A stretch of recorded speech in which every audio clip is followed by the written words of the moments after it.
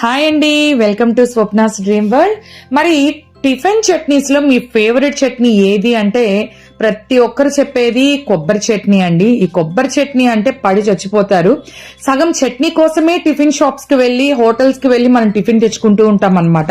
ఇక మీదట వాటన్నిటికీ చెక్ పెట్టేయండి. ఎందుకంటే ఇంట్లోనే హోటల్ స్టైల్లో కొబ్బరి చట్నీని చాలా ఈజీగా, చాలా టేస్టీగా, చాలా తక్కువ టైంలోనే ఎలా చేసుకోవాలి అన్నది ఇప్పుడు నేను మీకు చేసి చూపించబోతున్నాను అనమాట. ఈ కొబ్బరి చట్నీ ఏ టిఫిన్స్ లోకైనా చాలా బాగుంటుందండి.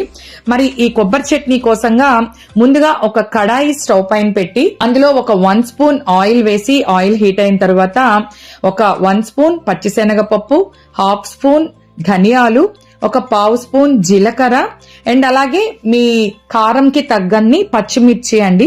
మీరు ఎంత కారం తింటారో అన్ని పచ్చిమిర్చి యాడ్ చేయండి. కొబ్బరి చట్నీలో కొంచెం కారం తక్కువగా ఉంటేనే బాగుంటుందండి, కాబట్టి కొంచెం తక్కువగానే కారానికి పచ్చిమిర్చి యాడ్ చేయండి. పచ్చిమిర్చి కూడా కొంచెం ఏగిన తర్వాత ఇందులో ఒక 1 ఇంచ్ అల్లము, ఒక 3 తెల్లపాయలు, కొంచెంగా కొత్తిమీర కూడా వేసి ఇవి బాగా ఫ్రై అయిన తర్వాత స్టవ్ ఆఫ్ చేసేసి ఒక 1 కప్ కొబ్బరి ముక్కలు తీసుకోవాలండి. పచ్చి కొబ్బరి అండి ఇది. నేనైతే ఒక టెంకాయలో ఒక 1/2 చిప్ప తీసుకున్నాను అనమాట.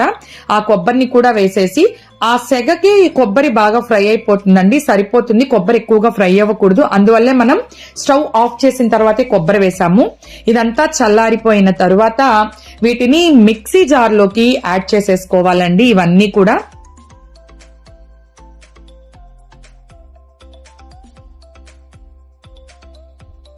ఇందులోనే ఒక 2 స్పూన్లు పుట్నాల పప్పు అండి, సాయిపప్పు పుట్నాల పప్పు అంటాం కదా, అది కూడా యాడ్ చేశాను. ఈ పుట్నాల పప్పు వేసినందువల్ల చట్నీ బాగా గట్టిగా క్రీమీగా వస్తుందండి, అందువల్లే పుట్నాల పప్పు యాడ్ చేశాను. ఇది ఆప్షనల్, మీరు కావాలంటే యాడ్ చేయండి, లేకుంటే స్కిప్ చేసేయండి. మీ రుచికి తగ్గంత ఉప్పు కూడా యాడ్ చేసి మూత పెట్టి దీన్ని మెత్తటి పేస్ట్ లాగా మిక్సీ పట్టేసుకోవాలండి. మెత్తగా బాగా పేస్ట్గా చేసుకోవాలన్నమాట. మనం పుట్నాల పప్పు వేసాం కాబట్టి ఇలా గట్టిగా వచ్చిందండి, లేకుంటే చెత్త చెత్తగా వచ్చిండేది. ఇప్పుడు మనం పచ్చిమిర్చి వేపుకున్నటువంటి కడాయిలోనే ఒక 1 స్పూన్ ఆయిల్ వేసి, ఆయిల్ హీట్ అయిన తర్వాత ఒక 1/2 స్పూన్ ఆవాలు, ఒక 1/2 స్పూన్ జీలకర్ర, ఒక 1/2 స్పూన్ మినప్పప్పు అండ్ అలాగే ఒక ఎండుమిర్చి, ఒక రెమ్మ కరివేపాకు కూడా వేసి ఈ తిరగమాతంతా కూడా బాగా చిట్టపట్టలాడాలి. బాగా చిట్టపట్టలాడిన తర్వాత స్టవ్ ఆఫ్ చేసేసి ఇప్పుడు ఇందులో మనం ఆల్రెడీ గ్రైండ్ చేసి పెట్టుకున్నటువంటి పచ్చడిని ఇందులో యాడ్ చేసేసేయాలండి. కొంచెం గట్టిగా ఉంది కాబట్టి నేను కొంచెం వాటర్ కూడా యాడ్ చేశాను. వాటర్ కూడా యాడ్ చేసి మీకు ఒకవేళ ఉప్పు సరిపోకపోతే ఈ టైంలోనే ఉప్పు కూడా చూసుకుని ఉప్పు కూడా యాడ్ చేసేయండి.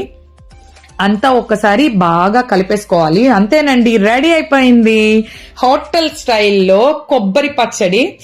ఆహా, అసలు ఇక్కడ నేను తిరగమాతం వేస్తుంటేనే నాకు నోరు ఊరిపోతుందండి, అంత మంచి వాసన వస్తూ ఉందన్నమాట.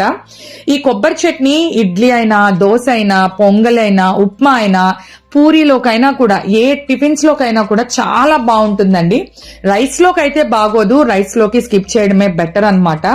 చాలా టేస్టీగా ఉంటుంది అండ్ అలాగే చాలా తక్కువ టైం అండి, ఒక 10 మినిట్స్ లోనే ప్రిపేర్ చేసేసాం, అంతే, పెద్ద టైం కూడా పట్టలేదు. మరి ఈ వీడియో మీ అందరికీ నచ్చినట్లయితే వీడియోని లైక్ చేయండి, షేర్ చేయండి అండ్ సబ్స్క్రైబ్ చేయండి. Thank you.